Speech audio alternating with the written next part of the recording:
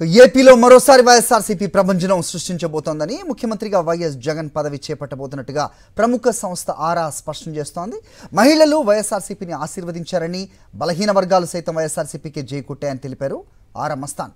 ప్రధానంగా వాలంటీర్ వ్యవస్థ ప్రజల్లోకి వెళ్లడంతో ప్రభుత్వంపై ప్రజలకు మంచి అభిప్రాయం ఏర్పడిందన్నారు ఆరా మస్తాన్. కాంగ్రెస్ పార్టీ ఈ రోజు తిరిగి రాష్ట్రంలో మరొకసారి అధికారంలోకి రాబోతా ఉంది. వైఎస్ఆర్ కాంగ్రెస్ పార్టీ ఆంధ్రప్రదేశ్ లో మే 13వ తేదీన జరిగినటువంటి ఎన్నికల్లో 49.41% ఓట్లను సాధించి 94 నుండి 104 అసెంబ్లీ స్థానాల్లో గెలవబోతా ఉంది. ఆంధ్రప్రదేశ్ లో ఉన్నటువంటి 25 పార్లమెంటు స్థానాల్లో 48.29% ఓట్లను సాధించి వైఎస్ఆర్ కాంగ్రెస్ పార్టీ 13 నుండి 15 పార్లమెంటు స్థానాలను గెలవబోతా ఉంది. ఈ రాష్ట్రంలో ఉన్నటువంటి అన్ని వర్గాల మహిళల్లో ఎస్సీ, ఎస్టీ, బీసీ, మైనార్టీలు అనేది లేదు, ఓవరాల్ గా మహిళల్ని శాంపిల్ గా తీసుకుంటే 56% మంది మహిళలు ఈ పార్టీకి, వైఎస్ఆర్ కాంగ్రెస్ పార్టీకి ఓటు వేసినటువంటి పరిస్థితి.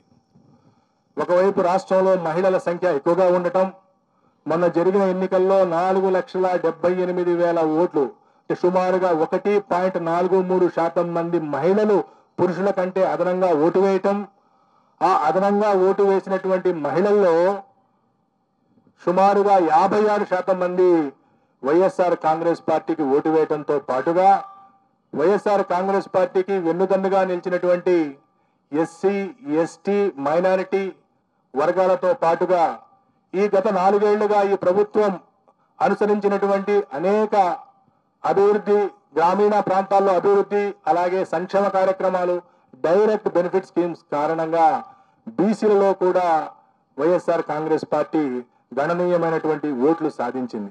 ఈ వాలంటీర్ వ్యవస్థ ద్వారా ఆ పరిస్థితి నుండి మార్పు తీసుకొచ్చినటువంటి వైరాన్ని ఈ రాష్ట్ర ప్రజలు అభినందించారు. ఏ ప్రభుత్వ పథకం కావాలన్నా, ఏ ప్రభుత్వానికి సంబంధించినటువంటి ప్రయోజనం జరగాలన్నా వాలంటీరే ఇంటి దగ్గరకు వచ్చి సేవలు అందించేటువంటి ఒక వినూత్న కార్యక్రమం ఈ రాష్ట్ర ప్రజల్లో ఆత్మగౌరవం పెంచింది అనడానికి ఏమాత్రం సందేహం లేదు.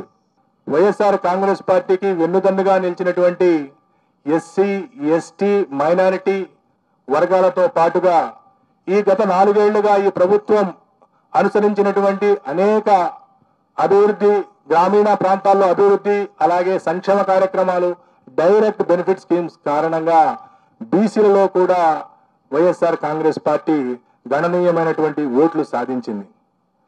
ఈ విధంగా తనకున్నటువంటి ఓటు బ్యాంకును కాపాడుకుంటూ కొత్తగా బీసీలలో ఓటు బ్యాంకుని చేర్చడం ద్వారా, మహిళల్లో తన ఓటు బ్యాంకును పెంచుకోవడం ద్వారా వైఎస్ఆర్ కాంగ్రెస్ పార్టీ ఈ రోజు తిరిగి రాష్ట్రంలో మరొకసారి అధికారంలోకి రాబోతా ఉంది.